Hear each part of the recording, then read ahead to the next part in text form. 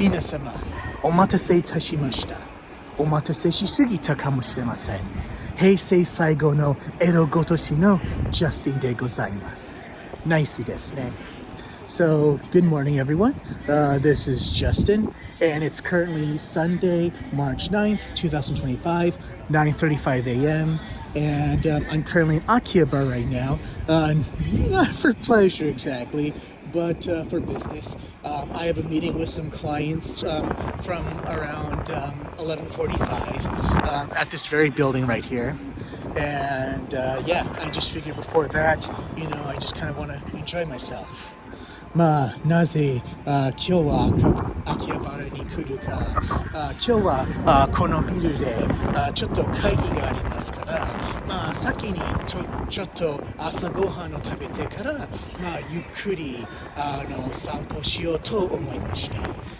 こういうビデオを撮りながら。And yes, as you can hear, I'm going to try and mix some Japanese today, just for the fun of it. Just to get some practice in and, sort of like improve my Japanese public speaking abilities. なぜ俺は日本語で話しているか。ちょっと、大勢の人間の前に日本語の労力をうまくためにこういう練習します。Holy shit, there's a line right there. I think that's for like a local pachinko and not for that McDonald's. その並びは結構長いですね。そして間に道が空いています。アメリカには全然ありえないことだと思います。And as you can see, there's an opening right there for the crosswalk. Yeah, good luck having that in the U.S.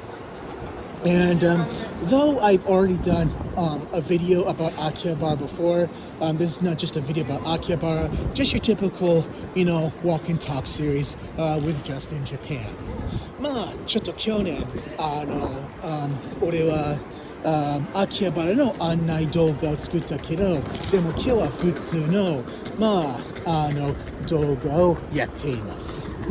And here we have Tetsuo and Adam, the Akihabara Info Tokyo Adam shop. So usually this place doesn't open till closed on every Monday except when it should be a national holiday. The following weekday is closed. So Tuesday, Sunday, 11 a.m. to 7 p.m. So this will be open for an hour. I've never had to use these services before, but I understand that they do have English services here. But yes, as I walk around Akihabara today, what I wanted to talk about was do another book review. And this time I want to do a book review about a book I talked about a few weeks ago, Wrong About Japan by Peter Carey. And this video, and though tourism has been booming in Japan since the post-pandemic, and there was kind of always a tourist boom when Abe was prime minister the second time, but with the way the situation is now, the line is already moving. I thought that this would be a good opportunity to talk about, what it was like to come to Japan long before all this. So it was published, I think, in 01 or 02. I read this on Amazon Kindle app. So it's written by a guy named Peter Carey. I don't know what else he's written, but this book was recommended to me by a friend who lives in Gunma, and he wrote a blog about it on his website many years ago.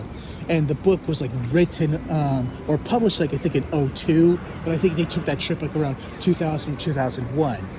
And apparently Peter Carey, he's a big enough author to let's say have his books translated into Japanese, and a lot of his itinerary was partially arranged by one of his Japanese literary agents.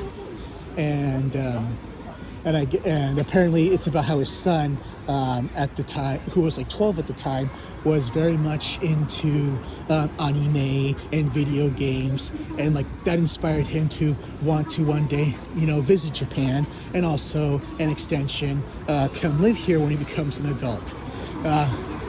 he was 12 and 01, so it's pretty much, much older than that. I wonder, if that part of his dream did actually come true. But, yeah. So he was like begging, so his son just like begs him to go to Japan and like, hey, apparently he made this friend on the internet and he wants to meet him.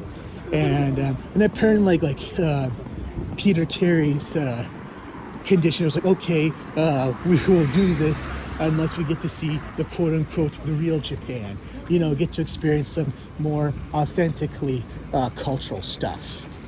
Let's see what we got here. Okay, so we have this Char figure here on a white horse. This was like from the third trilogy of the movie. Oh, this is badass. And we have figures of Dio, Spider-Man, Iron Man, Jotaro, Stardust Platinum. We have some other badass mechs here like Gundam, Optimus Prime, and non-mechs like Kamen Rider. And we have this really cool looking Bochi the Rock shirt. Yeah, I think that season 2 of the anime just got confirmed. And I can't wait to see that. Yeah, nothing's open yet, but there's already people, walking about on the streets. So it's a Sunday, so, popular destination for just about anyone. But, yes, going back to the book review. So, they pretty much from the sounds of it, they spend a week in Japan and, due to his father's connections, they get to meet certain anime directors like Tomino, and they also get to meet the director of Blood, the last vampire killer or whatever. And man, I haven't seen that anime in years and I forgot the fucking title. And they also get to incidentally meet Miyazaki. So yes, I don't want to give away too much, just enough to, let's say, give you a review of, what I think about it. And, yeah, I think the Wrong About Japan thing, of course, this guy, he does watch some anime with his son, and especially Blood, and how the main character's name's Saya. And apparently Peter Carey looked up how Saya can also be, what you put the sword in. And when he asked the director if that's what he intended, he's like, nope, that's not what I intended. And he also asks about Tomino, about certain things, oh, is this what you intended? And he's like, no, it was just really meant to sell toys and all that other stuff. That's what he gets out of Tomino. So, and of course, the son meets this friend who's around his age or a little bit older, and he's a big Gundam fan. And apparently he talks about he kind of suggests he's jealous that he got to be Tomino and he did and whatnot. And there wasn't really any resentment, but it kind of feels deep down inside there probably was. But yeah, and he also talks about how he just instantly meets Miyazaki and what they briefly discussed and whatnot. But of course, his son also wants to, let's say, see arcades, and there's one particular sentence that also my friend indicates his blog that Peter Carey says hey, when are we traveling halfway around the world just to visit a dumb arcade? And it's wow. I can understand the quote-unquote boomer mentality in that sentence, but it's if you haven't been to a Japanese arcade, it's pretty much experiencing Disneyland. And keep in mind, we're now in a time where pretty much in the US, arcades in a lot of communities are pretty much now, gone the way of the dinosaur. And when you come to arcades here, and retro arcades in Japan have been progressively dying since the pandemic. So it's you gotta appreciate it more than ever. It's after Anatano Warehouse closed in Kawasaki in November 2019, it's one of the very few places I can think of at the top of my head to enjoy arcade gaming is the Gigo Sankokan in that direction, and Mikado outside of Takaranobaba Station of the Wasuri exit. I'm not sure if their Ikebukuro location is still open though. I haven't checked that. But yes, apparently, you know, the book is a good read if you really have not been to Japan or have little to knowledge about it, or how to enjoy it. Here's a toy store here. This toy store's been open for like the last 20 or 25 years. Like, when I first came here in '01, I think it was open. And when I came back in '05, when I came here the second time in '05, it was open. And then when I came back in '09, well, I wasn't really, when I came back in '09, I was in Kagawa at the time. And I didn't really come to the Tokyo area until like mid 2011. But like, this place has always been here. And it's always been operated by the same guy. And if you're looking for, let's say, vintage toys, whether it be Japanese or non-Japanese, this is the place to do it. And if you're looking for arcade stuff, go to the 6th floor here. Like if you're looking for arcade boards, arcade parts, this is the motherfucking place. But be careful.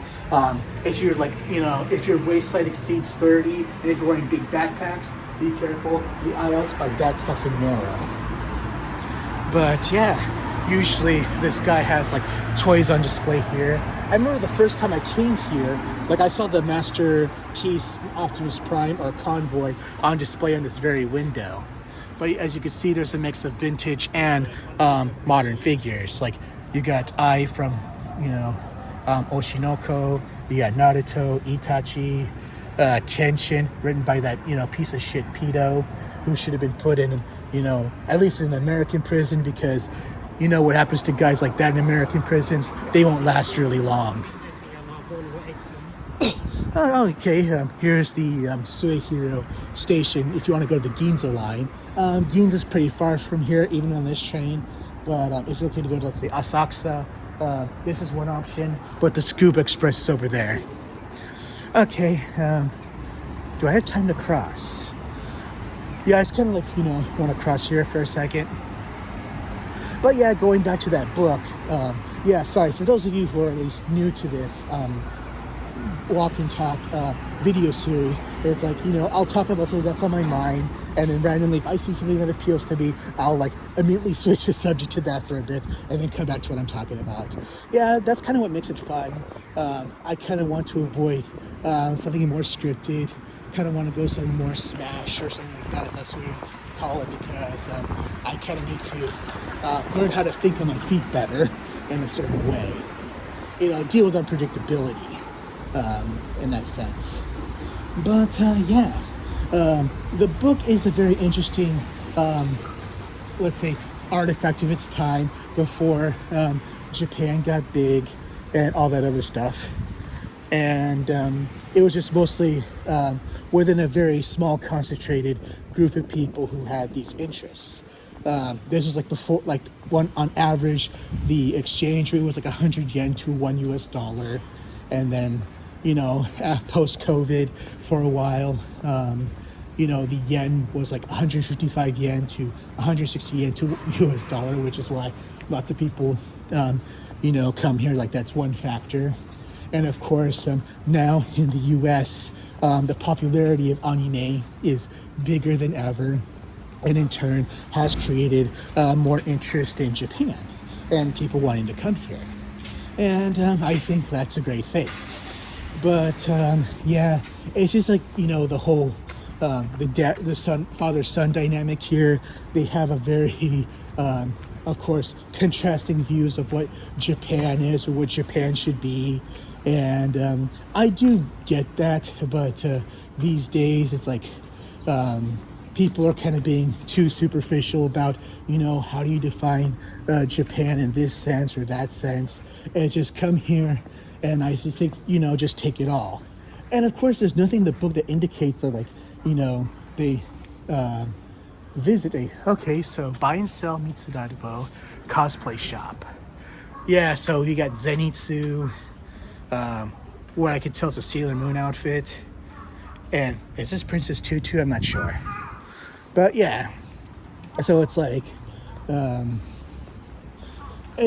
don't think they really got, of course they got to meet Tomino, they got to meet Miyazaki, they got to visit these studios. I mean, I think at least the son, he got what he wanted. And I think the father, the author Peter Carey, he kind of got something out of it. But I think the best parts about being here is just discovering the things you weren't really looking for. I mean, sometimes, of course, everyone says, oh, you got to eat, let's say, Ichiraku ramen or something like that, or Ichiman ramen. I forgot the name of the place that's based out of Fukuoka, but all I could tell you, it's the most overrated place you could ever go to ramen. It's like, visiting, let's say, a mom and pop ramen shop is where you could have the best stuff, Don't just go to, let's say, a Sushiro or a Hamazushi for your best sushi. It's like, being able to interact like at the local level is like really the best authentic way to experience this, in my opinion. I mean, yes, I do enjoy, let's say, coming here and seeing this awesome looking Gundam head for like 33,000 yen. But it's like sometimes when you kind of go out into sticks and like find, let's say, a mom and pop game store or toy store, you can really get the best value, and not just for your yen or your buck, but interacting and trying to learn the culture. But yeah, you just walk around, and of course you kind of see the soft power elements. Like for example, right here, you have the Sonic the Hedgehog poster of encouraging local children to participate, let's say, learning about firefighting or whatnot. This is by the Kanda Fire Department. Yeah, so Kanda is like a district here in Chiyoda Ward. It's like on the Yamanote line, and I think on the, or maybe the Keintoku line and the Chuo line. It's like the next station over, going in the direction of Tokyo. But yeah, I think for the uninitiated, it is a really good book. But for those that are initiated, it's like, oh God. I think you'll be rolling your eyes, especially, considering that this book is really old and so much has changed. It's really hard to, let's say, take it seriously at times. But when you kind of put yourself in, a fresh mentality of like what was going on 25 years ago, and these are two guys who are experiencing a country they've done, minimal research about before going. You kind of do see like, you kind of do feel like why they had this kind of culture shock. And it's, of course, like I said before, once you're past the culture shock, especially when you're past the culture shock for 20 years, it's a really difficult read to take seriously. It's like, oh God, I've already been here. I mean, in some sense, it's kind of really hard to relate to, and from my point of view. But all I can say is, if you've never been to Japan, if you've done very little research, this is a very much easier read for you. But yeah, but I do enjoy, like, hey, the son and the father, they did have a positive experience. I mean, I never got to meet Tobito. I've never got to, let's say, meet Miyazaki as of yet. So, and you kind of learn, it's like, hey, people kind of look too much into, let's say, certain anime, and then, when they get to ask, like, hey, does it mean this? What's this supposed to be? It's like, oh, it really means nothing. And that's pretty much it. So, yeah. All I could say, as I said before, the best recommendation is, if you have never experienced culture shock in Japan, if you have no research, and you've pretty much, like, have plans, but, still haven't done the research, as I said before, read the book. If you're past all the culture shock, if you're past, like, all the good, and, all those phases, it's probably worth a read, but you'll kind of get a laugh out of it. It's like, oh, it doesn't mean this, oh, it doesn't mean that. So that's pretty much it. So yeah, here I am at Mandarake. This is the window display. Here I see some Ninja Turtle Pez heads, Mario Pez heads, other Pez heads, the 50th anniversary Walt Disney World display, 10,000 yen, phone cases, pencil cases, a Buzz Lightyear figure. 8,000 yen. I think I find this cheap somewhere else. It's a small world with Groot. Yeah, I know. I'm not sure about the Disneylands in the U.S. or other countries, but I know in Tokyo Disneyland, it's a small world after all. They do have some, Marvel displays, most especially with Baby Groot. The Jolly Green Giant phone. I know Mickey. A Toxic Avenger mask. Yeah, they really sell a lot of vintage stuff here. Let me check what time it is. Yeah, it's almost 10 o'clock. So, this place usually, no matter what day of the week it is, it's always open from 12. But I think the locations in Nakano, it might be open from, let's say, 11.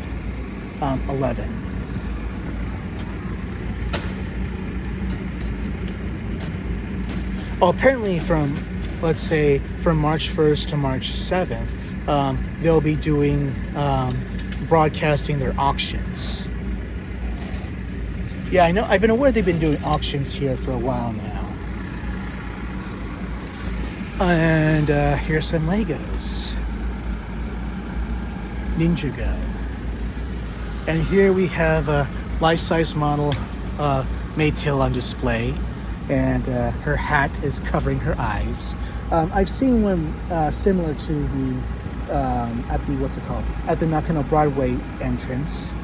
I asked how much it was when I was there last January, and they told me it was not for sale. I'm like, if it was at least maybe within 100,000 yen or 250,000 yen, I would consider buying it. But I'm not sure if my wife and her mother would approve. For obvious reasons. Lawson's, one of the main big three convenience stores in Japan, which actually started in Ohio. And besides main cafes, there are other style cafes you can visit. Bunny's Guild, where you could have osake to shisha tanoshimeru. I don't know what shisha is. I'd have to look it up. The legendary entertainment cafe, Heart of Hearts, has been featured on TV. You can follow them on their social medias. Okay, it's open from 5 p.m. to 11 p.m. on weekdays, 12 p.m. to 11 p.m. on weekends and holidays. Apparently this is recommended for sightseeing.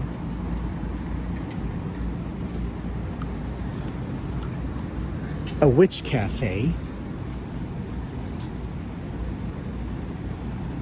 witch's garden. All right. 4th floor of this building. Yeah, I've been to the usual maid cafes, but not these other themed cafes. Yeah, I usually go if I'm with relatives or friends that are visiting. And here's the Akihabara Culture Zone. It's home to many kinds of specialty shops like games, anime goods, idol goods, and etc. Billboards for that ramen here. Eat me like a doll. Okay, that's quite a sign. Okay, so a ghost cafe and then witch's cafe. All right, that's something. Yeah. So I'm gonna walk back to the main road. Actually, let me cross here first. I don't want to talk. Looks like they have some crepe wagons going on right now. They have other things. Let's just see what they got to sell with these food trucks. All right, maybe I'll come back later. Crepe with lots of Korean Shinchan characters. Fruits bowls. Soup, stuff with maguro and eggs and whatnot. Okay, looks like a bakery for some coffee. Kebabs. Fukushima restaurant. I think this is like pork stuff. Man, that truck really looks authentic. Like really vintage.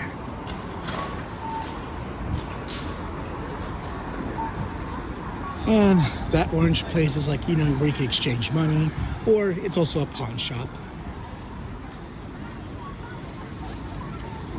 But how Akihabara became like this, you know, quote unquote electric town. It was kind of like really by incident rather than by design. So after World War II, man, I don't know if I talked about this in my last video about Akihabara, but it's like 3 hours long and don't want to go take the time to, let's say, going back to research it. But I think this would be a good time, a good opportunity to, you know, give you a fresher view of, the history of Akihabara. So after World War II, this place became like a black market. Of course, there were a lot of black markets all over Tokyo after World War II. I mean, the country was in shambles. It was a third world country. Like, the government needed a lot of reforms. But, you know, shortly after that, by the 1950s, things were stabilizing. And originally, this was a district where, you know, you could buy, let's say, washing machines, dryers, electric fans, radios, and eventually, you know, a lot of electronic components, which I think was really cool. And lots of those elements still exist to this very day. And eventually, by the 1970s or so, it also became a district where they were selling computers. And eventually, as the computer home market grew, so did the gaming market. And because like a lot of people were buying their computers here, they were selling computer games here as well. And a lot of them were anime inspired or designed with an anime kind of game. And eventually, because of those elements, more anime elements came to here in Akihabara, and then eventually became like an otaku hub. I have no idea what that figure is. I just wanted to check it out, that was all. But yeah, so eventually it just became a place where otaku came to gather, and then slowly like the anime stores were popping up. And eventually, as the internet came of age, people were starting to, let's say, like, hey, especially for the very few Western fans in the late 90s and early 2000s, were hearing about this place, and they really wanted to check it out. Let me see if this place is open. すいません、もう開いてますか？開いてますよ、どうぞどうぞ。ありがとうございます。I was just asking if they were open, like, oh, you know, come on in. Yeah, so this is one of the very few places where you can find, you know, old school vintage arcades, and I'm going to take you there right now. Because I don't think when I did my Akihabara video last year, I did not have the chance to do this. Yay, vending machines to buy some figures. You know, Lotso from Toy Story, Fallout. You're not familiar with this? Yeah, lots of stuff that like I'm not familiar with. I'm old, my knees and my back hurts and my ankle hurts. So, Lux Klein from Gundam Seed Freedom. From this, what's it called?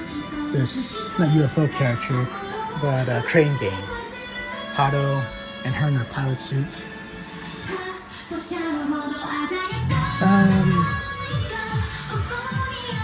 Wait, where's the elevator around this place? Oh, there we are. If there's people inside, be quiet. I'm gonna cover the lenses with my hands. ロシア語で出れる隣のアリアさん。Yeah, I've seen this American recommendations, I think, on Hulu, but I have not even had a chance to check this out yet, nor have I done any research on this particular audio. Oh, shit. I almost missed the elevator. Okay, 6th floor, retro games. So yeah, I'm gonna take you to where the retro games are. And yeah, as you can see, this elevator is quite small. And yeah, you can see me right here. Alright. And here we are. Here we have Man XT2 Superbike, Alpine Racer 2, Whack-A-Mole, but it's not, or Whack-A-Gator. Okay, so this pachinko-like game. I know these particular games where you have to line up these balls. I know this is featured in Shenmue 3. The Simpsons pinball game. A Stanley Cabinet of Crazy Taxi.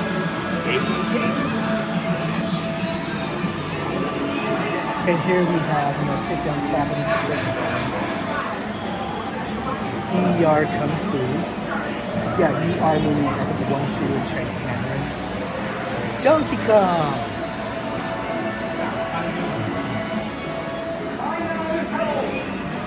I think this is like a classic collection of games. The OG Mario Brothers. Yay, vending machines! Pac-Man! Yes, invented by Iwatani-san. And I think, according to a podcast I listened to, like, he got the idea of this game while eating at a Shakey's Pizza. Galaga, as featured in the first Avengers movie. Breakout. Oh no, Arachnoid. That looks like Breakout. Space Invaders. And a physical version of Pong. Final Furlong. Oh yeah, it's a sports racing game. I think this used to be called Daytona USA 2, but they had to change the name for copyright reasons. Battle Gear 3. Looks like a rally game, like Sega Rally.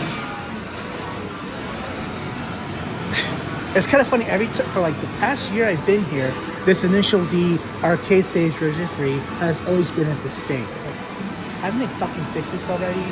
I mean, have the Gaijin tourists really changed this into America already, or some other Western country? Rave Racer. Virtual Racing. Sky Target. Okay, here's Daytona USA 2. Maybe I was wrong. Scud Race. Maybe that wasn't, another name for Ridge Racer 2. Must have been shown my information. Cyber Cycles. Emergence Global Avenues. Welcome to Jurassic Park. Luftian Wild. I've seen this at an arcade back home. And I remember I used to play this game all the time at the Kawasaki warehouse, Radnor. Dirt Dash. Sega Rally. Shit, this not working. Star Wars Battle Pod. Yeah, this used to be like for the Gundam games, but then they made them for Gundam, for Star Wars as well, as you can tell. Is anyone inside? Yeah, check this baby out. It's like you're piloting an actual X-Wing. Fucking rad, huh? Oh, the helicopter game. Thunderblade. Yeah, this can be this is a really fun game. Kraken DJ by Sega. Keyboard Mania. Haven't played this in years. And you got B-Mania here too. Cool Riders. The OG Outrun. Outrunners. All of the 2SP.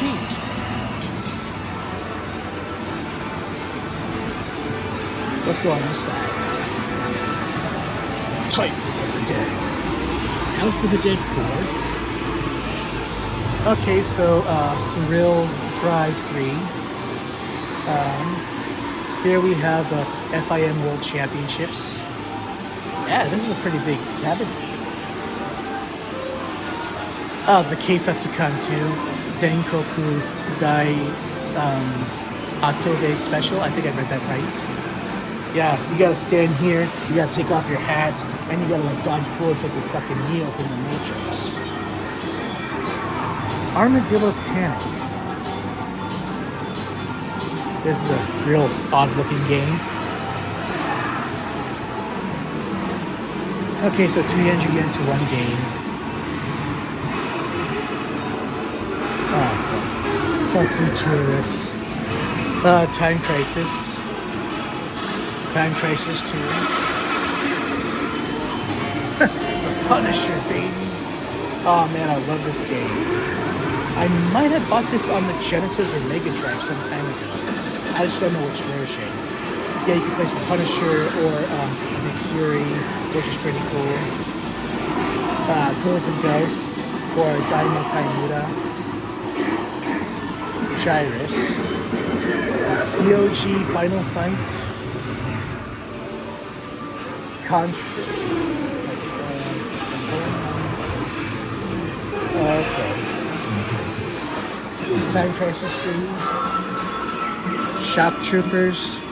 No idea what the hell this is. But it looks really stylish.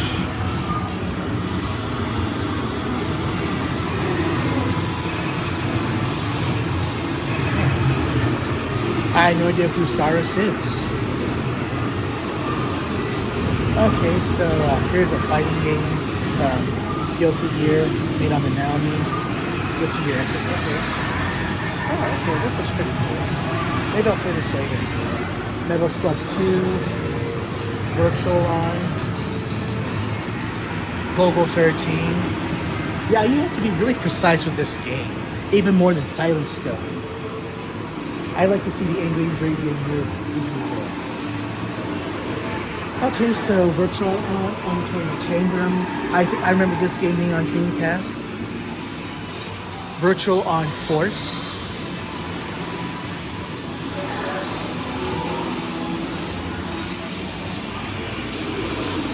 Another Virtual On. LA Machine Guns. The Ocean Hunter. Yeah, usually I tend to do this in the sit-down, big-ass cabinets. Lupin the Third. Oh, this game is inaccessible right now. Sega Tetris. Street Fighter 3 Third Strike. Oh, this is not the double cabinet. This is the two-player one. Yeah, good luck with that. Street Fighter Zero. Yeah, just in case you didn't know, Japan's obesity rate is 4% or less. Super Street Fighter. Oh, Super Street Fighter 2, actually. Super Street Fighter 2 Turbo. Just regular Super Street Fighter 2. Street Fighter 2 Turbo. Street Fighter 2 Champion Edition. NOG Street Fighter. Terminator 2 Judgment Day. Man, I used to play this with my dad all the time at the golf land in Arizona. And here's Aliens Through the Gun. This is badass. And Ninja Assault. So yeah. So here's a small taste of, retro arcade gaming here in Japan, especially here in Akihabara. So that's all for today. See you next vlog. And 今日はみんな日本語を皆様、日本語を分かっている皆様、今日はあまり日本語で話せなくて、本当に申し訳ございませんでした。これからはもし思い出せばもっと日本語で話すように頑張ってみます。じゃあまた次回よろしくお願いします。